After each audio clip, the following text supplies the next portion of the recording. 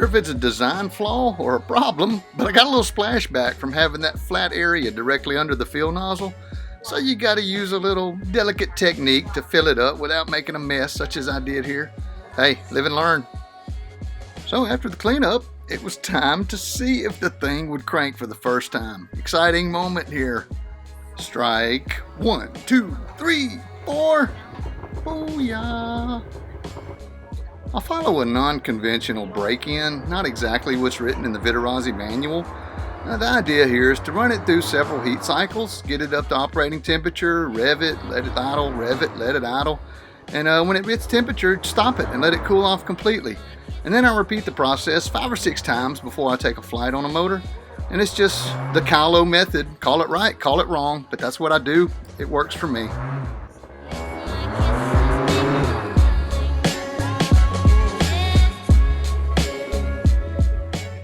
Michael Holliday from Flint Hills PPG in Kansas even stopped by on his way through, and he did one of the heat cycles for me and let me get a side view of the motor and see how everything was clearing out. Thanks, Michael. Appreciated that. Off camera, I built an A-frame in order to do proper hang checks, and I made it so that I could disassemble it for ease of moving around if I decided to have a lesson somewhere else. I could take it with me. So most of the time it's going to be hooked up in the yard, waiting on a hang check.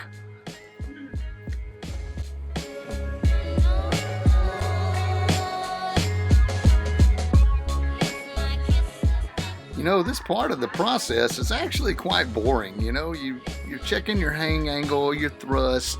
You'll actually get a good view here. I made an adjustment on the propeller angle, and you'll see here when I rev it up that it clears the cage quite well now versus when you saw Michael using it a while ago from the side profile. And I just run it through some more heat cycles, and I check the thrust line, and I'm also checking the A-frame, making sure it's not gonna fall. But everything seems to be going all right. So I run it through a few more heat cycles and just do my hang check as usual.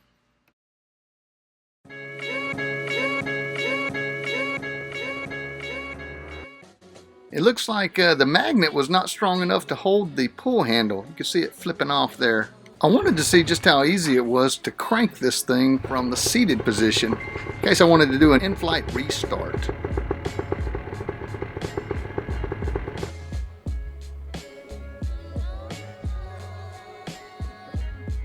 Anybody ever seen the movie Predator?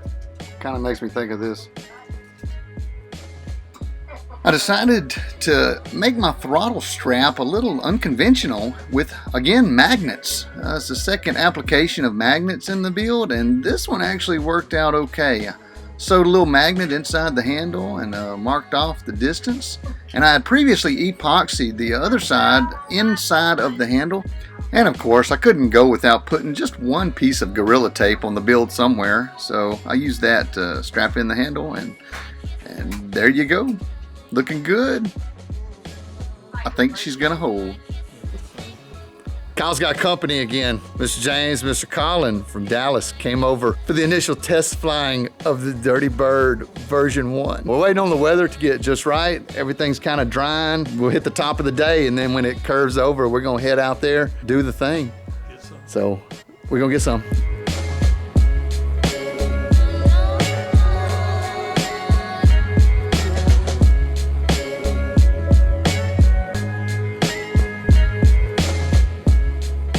We've made it out to Spring Hill Municipal Airport, Sierra Papa Hotel. The conditions are thermally and swirly, moderately strong, perfectly flyable, but not exactly optimal for test flyable. Waiting on it to smooth out so that I can, have a safer, better flight. Kind of like first flights for new pilots. You really want the same type of conditions. That's what I'm doing, just waiting on everything to sort of straighten out. Aside from that, all my stuff's ready to go. It's warm. Got my friends ready for action. All right, I gotta tell a little story here. This guy in this plane, Mr. Lloyd Lytle, he's 90 years old, been flying for almost 80 years. He gave me my first airplane ride back in 1988 at an air show right here at this airport. And he still hand props this airplane. It's a little Aranca Champ, and here he is doing a perfect crosswind tailwheel takeoff. Go Lloyd, man. We aspire to be like you, sir.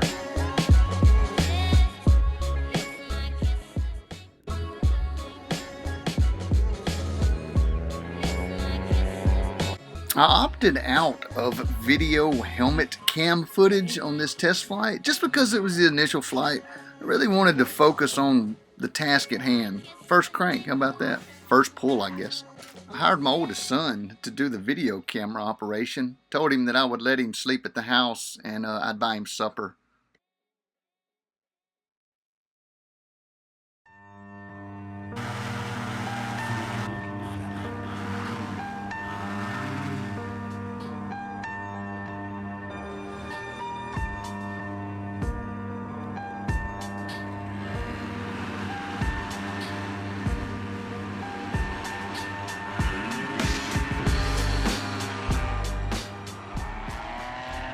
Another angle here, you'll see a crosswind gust caught my right tip, collapsed it a bit, got everything oscillating, so I just made sure that I had it perfect before I hit full power. Rules to live by, y'all. And here it is again, in case you want to watch.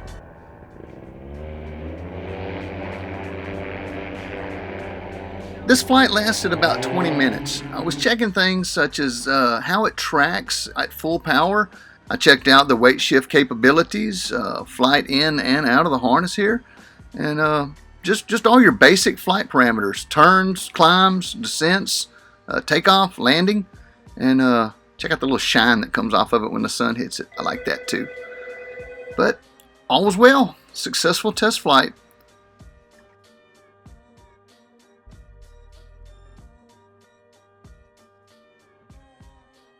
As it turns out, she flies pretty good. Kylo approved. I want to put some more fuel in it and go for some more.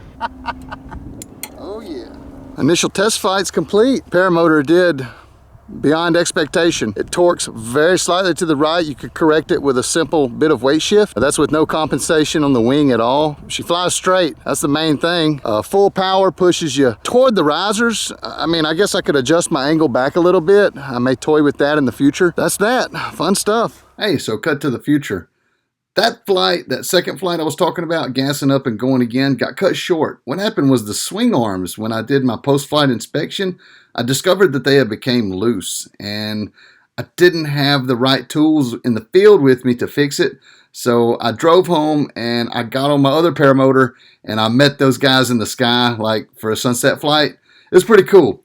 And cut to a few days away from that flight, and I'm going to take you on board for my second flight on the Dirty Bird. Hey, about to take the Dirty Bird on a flight. Number 2. Conditions kind of shaped up. I think we're ready. Already done my pre-flight, so there's that. I got to get a fuel mirror for this one. I've got one from my other ride. Hadn't been shopping around for one yet. Let's put this girl on, see what she's got. Clear prop. Third time's the charm. This is going to be my first forward launch with it as well. I'm just going to throw in a little explanation here about what's fixing to happen. It was a big thermally day, and I had a crosswind gust that came over the trees and caused like a terrible rotor. And I basically blew the launch because I couldn't salvage it running through the mud. But here you go, check it out.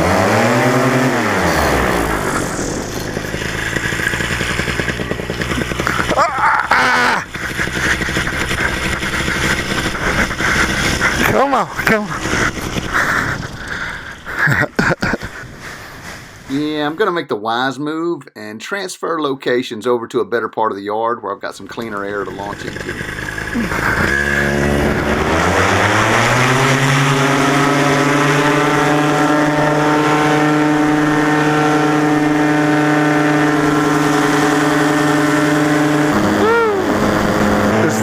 Vibration on this unit. You know, the fact that the tank has mass to it. I wonder how it's filled with full fuel. I'm curious about that. All right, I'm gonna go hands off. I know we're drifting with the wind a little.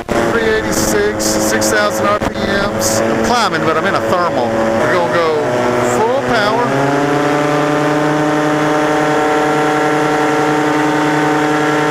A little bit of weight shift to the left.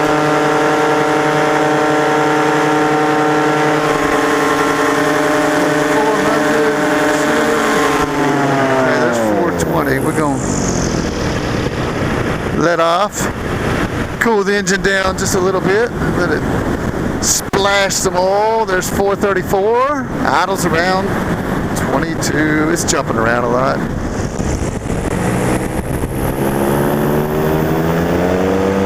Thermal pumps. I better get on the controls.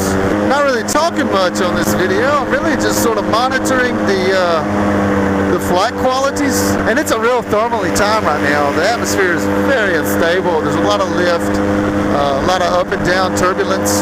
I'm just sort of feeling it out, making sure I like it really, because I want to make these swing arms out of titanium, and I just want to be absolutely certain that these arms are where I want them. Also want to go over here and investigate the hog activity that I witnessed out at the airport the other day. It is warm though. Oh boy, it feels really good temperature wise. Yep, there's a hog waller and another one. Yeah, what a mess these things make. Where's it at, bird? Just had a wild wind shift down there on the ground, like a 180. Probably this big black cloud up here. Yeah, that's where all the lift is. Look at this cloud street. I'm finna follow this thing all the way back to the house.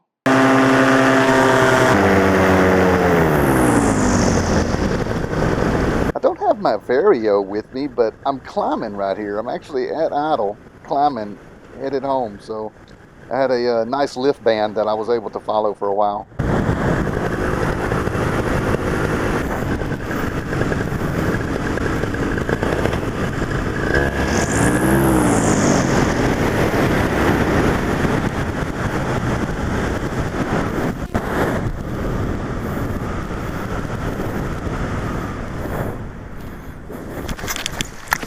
Yeah, it was all right.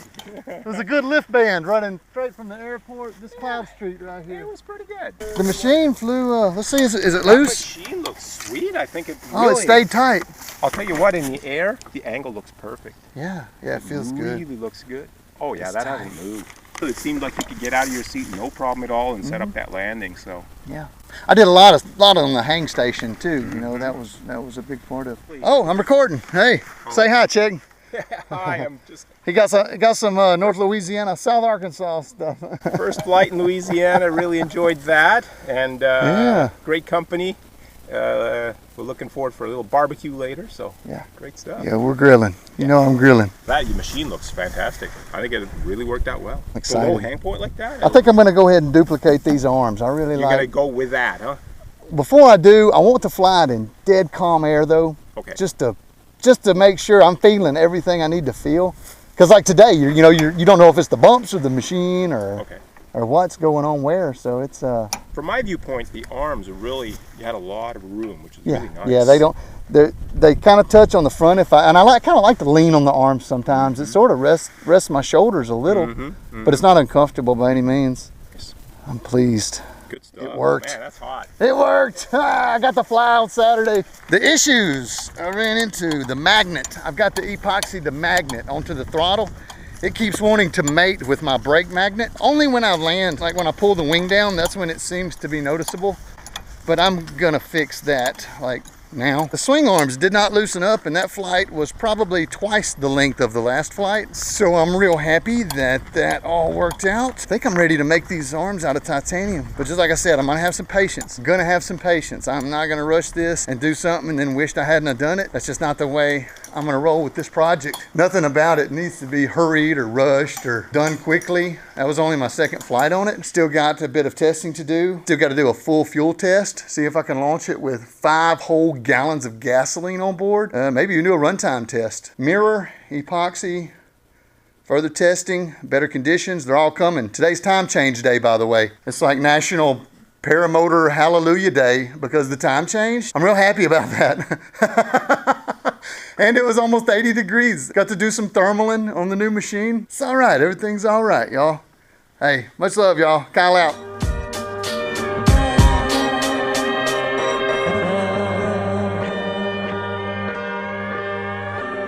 The